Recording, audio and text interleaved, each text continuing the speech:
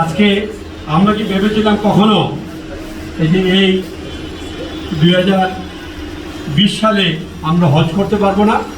আল্লাহ রাব্বুল আলামিন তাও আমাদেরকে দেখিয়েছেন। এটা আমরা স্বপ্নেও কল্পনা করতে পারিনি যে এইভাবে সৌদি আরব হজ হবে না, আমরা হাজি সাহেবকে নিয়ে যেতে পারবো না, আমরা এখানে গিয়ে লাভবাহিক বলার সুযোগ পাবো না, যে কল্পনাই ছিল না আমাদের। কিন্তু আল্লাহ রাব্বুল আলামিন চাইলে সব কিছু করতে পারেন, এবার প্রমাণ হয়েছে। আল্লাহ রাব্বুল আলামিন বিশ্বের মানুষকে ঘরের মধ্যে ঢুকিয়ে রেখেছেন, বাইর হওয়ার সুযোগ কাউকে দেননি। আপনারা টেলিভিশনে দেখেছেন সারা বিশ্বের বড় বড় রিচ কান্ট্রিগুলা রাস্তাঘাটে কোনো মানুষ ছিল না, দোকানপাটে কোনো সামগ্রী ছিল না, সমস্ত মানুষ দোকান থেকে সমস্ত জিনিসপত্র ক্রয় করে ঘরে ওনারা স্টোর রুম বানিয়ে রেখেছিল। হয়তো আর এই ধরনের সুযোগ হবে না মার্কেটিং করার। অনেকে ভেবেছিলেন এই মহামারীতে হয়তো আমরা সবাই আক্রান্ত হয়ে মারাই যাব, কিন্তু আল্লাহ রাব্বুল আলামিন আজকে আমরা এখানে যে সুস্থ হয়ে আমরা ভালোভাবে এই হুজুরের ডাকে আবার সমবেত হতে পেরেছি, এই জন্য আল্লাহকে যে শুকরিয়া আদায় করি, আলহামদুলিল্লাহ। সম্মানিত বন্ধুবৃন্দ, আমি বন্ধু বলে সম্বোধন করবো আপনাদেরকে। 2018 সালে আমাদের উপরে যে দুর্ঘটনা কবলিত হয়েছিল, যে দুর্যোগ এসেছিল, এই ধরনের দুর্যোগ কাটিয়ে উঠে আজকে এই সমাবেশ ভাবতে যেন কেমন লাগে। বন্ধুরা আমার, 2018 সালে যখন এসে দুর্যোগ আসে তখন আমি উনার সহায় সম্পত্তি ঢাকা শহরে কি আছে, কারণ আপনারা যে বিপদের সম্মুখীন হয়েছিলেন এইখান থেকে পরিত্রাণ পাওয়ার সুযোগ একটাই ছিল, আপনাদেরকে টাকা পয়সা দিয়ে সহযোগিতা করা। টাকার কোনো বিকল্প ছিল না, হজ করতে যেতে চাইলেও টাকা লাগতো। আমরা ওনার খোঁজখবর নিলাম, দেখলাম যে উনি স্থায়ী কোনো সম্পত্তি ঢাকা শহরে করেননি। আমি স্তম্ভিত হয়ে গেলাম। আমি যাদের সাথে কথা বলি তারাও অবাক হয়ে গেল যে আকবর হজ গ্রুপের চেয়ারম্যান ঢাকা শহরে ওনার বাড়ি নাই, ফ্ল্যাট নাই, ইন্ডাস্ট্রিয়াল প্লট নাই। মানুষ শুনে অবাক হয়ে যায়। আমিও অবাক হয়েছিলাম। আমি অবশ্য বেশি অবাক হইনি, কারণ আমি আগ থেকেই জানতাম। আজকে দেখেন আপনার স্টাডি কইরা যারা এই উমরা এবং হজ করেন, ঢাকা শহরে অনেক এজেন্সি, অনেক বড় বড় অট্টালিকা আছে, কয়েকটা বিল্ডিংয়ের মালিক আছেন, কয়েকটা ফ্ল্যাটের মালিক আছেন, ভালো অবস্থা বাচ্চাদেরকে বিদেশে পড়াচ্ছেন। এই ধরনের অনেক হুজুররা আছেন এবং মুআল্লিম বৃন্দ যারা আছেন তারাও ঢাকা শহরে গ্রামের বাড়ি করেও ওনার সুন্দর বাড়ি করেছেন, সুন্দর আবাসন করেছেন। হ্যাঁ, এটা জীবনের জন্য প্রয়োজন। কিন্তু লুৎফুর রহমান ফারুকী সাহেব কিছু করেননি। উনি কী করেছেন? উনি একটা যশোর একটা ইসলামিক কমপ্লেক্স গড়ে তুলেছেন। উনি আপনাদেরকে দিয়ে যে পয়সা মেহনত করে এবং কিছু সম্মানই পেয়েছেন, যত সামান্য উনি প্রফিট করতেন, এগুলো সমস্ত নিয়ে উনি ওইখানে ব্যয় করেছেন আল্লাহকে সন্তুষ্ট করার জন্য। উনি পরকালের জন্য স্থায়ী নিবাস করেছেন, পরকালে যাতে উনি আরামে এসে থাকতে পারেন, এই জন্য উনিগুলো করেছেন। কিন্তু পৃথিবীতে স্থায়ীভাবে থাকার জন্য উনি কিছু করেননি। একটা ফ্ল্যাটের মালিক উনি না। এটা যাদের সাথে কথা বলি তারাই সবাই অবাক হয়ে যায়। আপনারা জানেন তখন সংসদীয় কমিটির চেয়ারম্যান ছিলেন আমার ব্রাদার ইন ল, আমার সম্বন্ধিক জনাব বিয়ে ছাড়ুন। উনি যখন আমাকে ডাকলেন, মঞ্জু কী অবস্থা বলো, কি করছো, কিভাবে এটাকে সমাধান তোমরা করছো, তোমার হুজুরের অবস্থা কি বলো, উনার কি আছে ঢাকা শহরে, এগুলাকে ইমিডিয়েটলি বলো বিক্রি করে মানুষের পাশে দাঁড়ানোর জন্য। আমি যখন উনাকে বললাম উনি অবাক হয়ে গেলেন। মঞ্জু বলো কি? ইয়েস মেজো ভাই, আমরা দূর থেকে অনেক কিছু ভাবি, কিন্তু বাস্তবে উনার কিছুই নেই। বাস্তবে উনার কিছুই নেই।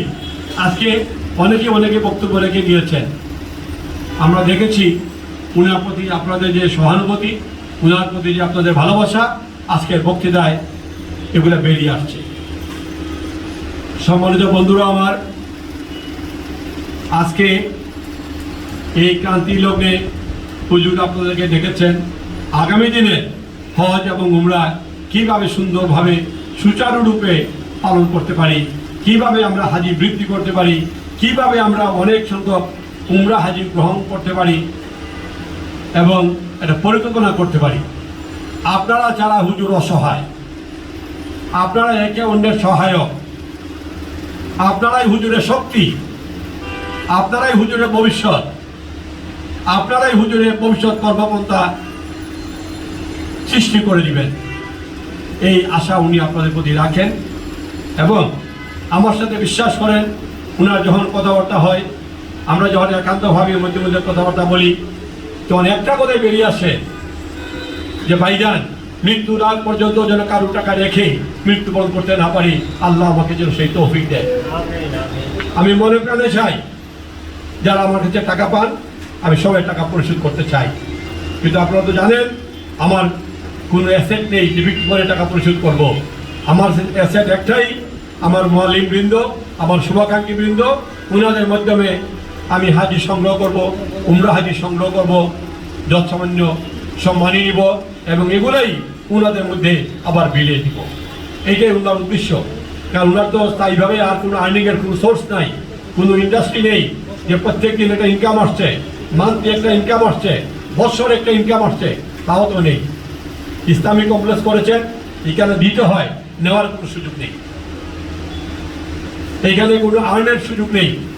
প্রত্যেক মাসে মাসেই এই স্টুডেন্ট যারা পড়ছে ওনাদের খাওয়ার পয়সা জোগাড় করে দিচ্ছেন, যারা শিক্ষক আছেন তাদের সম্মানী দিচ্ছেন। আমি ওনাকে বলেছি যে আপনি এইভাবে আর পাওয়ার সুযোগ আপনার নেই, আপনার সিস্টেমে চলে আসেন, ওইখান থেকে এই হুজুরা যারা আসেন তারাও যেন স্যালারির দিক দিয়ে একটু কমতির দিকে যান, পাশাপাশি স্টুডেন্ট যারা আছেন ওনাদের কাছ থেকে যেটা আর্ন করে এই টিচারদেরকে সম্মানী দেওয়া যায়, এই ধরনের উদ্যোগ আপনি নেন। কারণ আপনি আগামীতে হজ ব্যবস্থা ভালো হলেও আপনি এই টাকা নিয়ে ওইখানে ব্যয় করতে পারবেন না, এইরকম আপনি করতে পারবেন। আপনি যখন সমস্ত মুআল্লিম সাহেবদের শুভাকাঙ্ক্ষীদের টাকা সম্পূর্ণ পরিশোধ করতে পারবেন, তখনই আপনি ওই মাদ্রাসাতে বা ওই দিনী প্রতিষ্ঠানগুলোতে অথবা ভিন্ন ভিন্ন শিক্ষা প্রতিষ্ঠানে উনি ব্যয় করতে পারবেন। এর আগে ব্যয় করার কোনো সুযোগ নেই।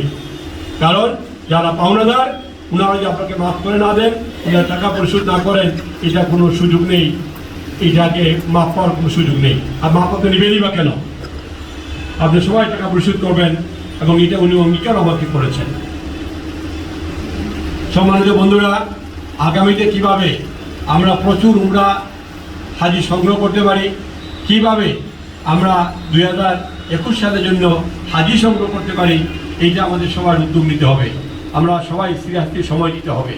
কারণ মেহনত করলে একটা পরিশ্রম আসে, মেহনত করলে একটা পরিশ্রম আসে, পাশাপাশি এই পরিশ্রমের বিনিময়ে আপনারাও সম্মানী পাবেন এবং হুজুরও একটা সম্মানী পাবে। সম্মিলিতভাবে যে আর্নটা হবে এটা উনি আপনাদের মধ্যে ডিস্ট্রিবিউট করে দিবেন। পাশাপাশি আপনাদেরকে আমি হুজুরকে বলে দিব যে আপনাদের বেলায় যেহেতু এই দুর্যোগ মুহূর্তে আপনারা আগে ছিলেন, এখনও আছেন, আপনাদের জন্য এটা স্পেশাল রেটও উনি যেন আপনাদেরকে করে দেন, যেটা অন্যান্য অফিসের চেয়ে একটু কম পরিমাণ উনি যেন টাকা আপনাদেরকে প্রফিট করেন। মানে যে টাকা প্রফিটটা করবেন, যদি আপনারা একবারই প্রফিট দিতে না চান, তাহলে আগামীতে আপনাদের টাকা উনি পরিশোধ করবেন কীভাবে? এটা তো আপনাদের মনে একটা প্রশ্ন থাকতে হবে। তার মানে এমন কিছু বলবেন না যে যেটা নিয়ে যে রেট দিলেন এইটা ওনার কিছু থাকবে না, আপনাদেরকে সহযোগিতা করতে পারবেন না, টাকা পরিশোধ করতে পারবেন না, এই ধরনের কিছু প্রস্তাব বা এই ধরনের কোনো প্রস্তাব আমরা ওনাদেরকে দেব না। বন্ধুরা আমার, আজকে এই দেশের ক্রান্তিকালে আপনারা জানেন যারা পানের দোকান ছিল, যারা হাজার কোটি টাকার মালিক ছিল, প্রত্যেকটা লোক অত্যন্ত সমস্যার মধ্যে আছে, কষ্টের মধ্যে আছে। আপনারাও আছেন, আমিও আছি। আপনারা জানেন আমার তিনটা হোটেলই বর্তমানে বন্ধ। আমার অনেক স্টাফদেরকে আমরা স্যালারি কম বেশি দিতে হচ্ছে, অনেক স্টাফদেরকে আমার প্রায় 350 স্টাফ, এবং আমরা উইদাউট স্যালারি আমরা ওনাদেরকে ছুটি দিয়েছি, কিছু স্টাফদেরকে সম্মানী আমরা দিচ্ছি। আমাদের মেন পাওয়ার স্টুডিও বন্ধ, আমাদের রিক্রুটিং বন্ধ, সব কিছু বন্ধ। আপনারা সবাই অবগত আছেন। আপনাদেরও যা ব্যবসা বাণিজ্য ছিল সমস্ত বন্ধ। আল্লাহ রাব্বুল আলামিনের কাছে দোয়া করবো আমরা আগামী দিনে এগুলো পরিত্রাণ করে বিশ্ব আবার সেই অর্থনৈতিকভাবে সেই এগিয়ে যেতে পারে।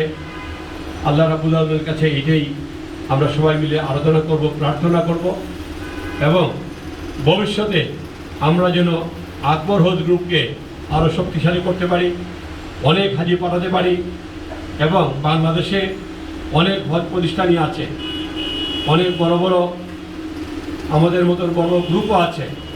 তারা কিন্তু আমাদের সাথে আপনারা জানেন একটা বিরাট ধরনের হিংসা করে যে আকবর হজ গ্রুপ অনেক হাজি পেয়ে যায়। এই যে ক্রাইসিস গেল, ম্যাক্সিমাম এজেন্সিরা আমাদের বিরুদ্ধে চলে গিয়েছিল। তারা ভেবেছিল এই বুঝে আকবর হজ গ্রুপ চুপ করে গেল, আর আগামী পারবে না, আমরা এই হাজিগুলো আমরা এগুলো সংগ্রহ করে নিব। কিন্তু আল্লাহর অশেষ মেহেরবানি, সেই জায়গা থেকে আমরা বেরিয়ে আসছি আপনাদের সহযোগিতায়, আপনাদের দোয়ায় এবং হুজুরের একনিষ্ঠ পরিশ্রমের ফসল আজকের এই আয়োজন। আমি আমার বক্তব্য দীর্ঘায়িত করতে চাই না, কারণ নামাজের আজান পড়ে গিয়েছে, আমাদের নিশ্চয়ই সবার খিদেও লেগেছে। হুজুরে আপনাদের ভবিষ্যৎ কর্মকর্তা নিয়ে বক্তব্য রাখবেন। আবারও আপনাদেরকে অন্তঃস্থল থেকে ধন্যবাদ জানাচ্ছি, আপনাদের দীর্ঘায়ু কামনা করছি, আপনাদের বিজনেসের সফলতা কামনা করছি। আপনারা পরিবার পরিজন নিয়ে সুন্দরভাবে থাকেন এবং সুন্দরভাবে ব্যবসা বাণিজ্য আগামীতে পরিচালনা করেন, এই আশাবাদ ব্যক্ত করে আজকের মতো আমি আমার বক্তব্য সমাপ্ত করছি। আসসালামু আলাইকুম রহমতুল্লাহি ওয়া বারাকাতুহু।